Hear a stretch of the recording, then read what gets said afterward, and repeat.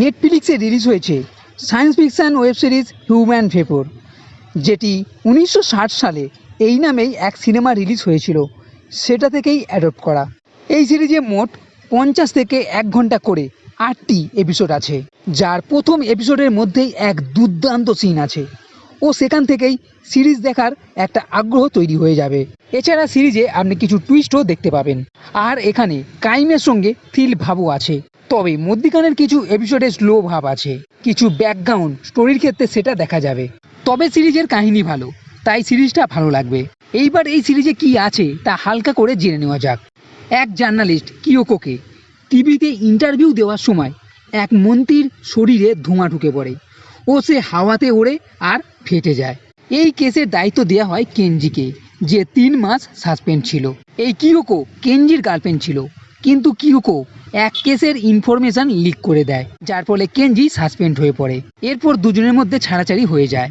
এদিকে একটি লোক প্রথমে এক ভিডিওর মাধ্যমে ও পরে এই কিয়োকোকে এক ইন্টারভিউয়ের মাধ্যমে জানায় হোয়াইট সোসাইটি নামে এক সংস্থার সঙ্গে জোড়া সবাইকে সে মেরে ফেলবে, কারণ তারা অতীতে পাপ করেছে।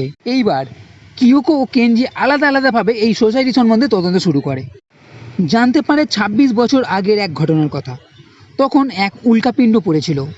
এই সোসাইটির লোকেরা যারা অনাথ আশ্রম চালাতো, সেই সব বাচ্চাদের দিয়ে কাজ করাতো, যা বেআইনি ছিল এবং অনেকেই তার ফলে মারা যায়। তখন এটিকে পুরোপুরি চাপা দিয়ে দেওয়া হয়, আর এর ডাইরেক্টর এখনও বেঁচে আছে। আর এর সঙ্গে জড়িয়ে আছে এক কুখ্যাত গ্যাংস্টারের দলও, কিছু পুলিশ অফিসার, বড় রাজনেতা। এদিকে এই হিউম্যান ভেপর ধোঁয়া আকারে আসে ও কিছুজনকে মেরে ফেলে। এইবার এই ডাইরেক্টরের কাছে এক খাতায় সমস্ত কিছু এই সম্বন্ধে তথ্য ছিল।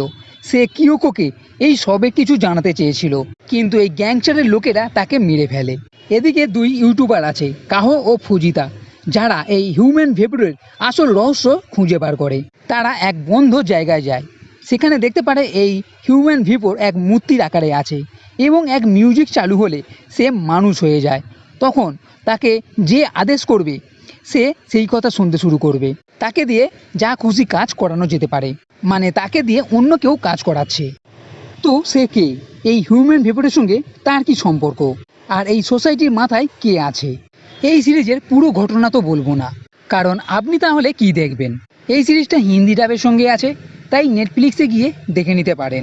তো বন্ধুরা, ভিডিও যদি ভালো লেগে থাকে তাহলে লাইক করো, কমেন্ট করো, শেয়ার করো, আর এই চ্যানেলটি সাথী করতে কখনোই ভুলবে না।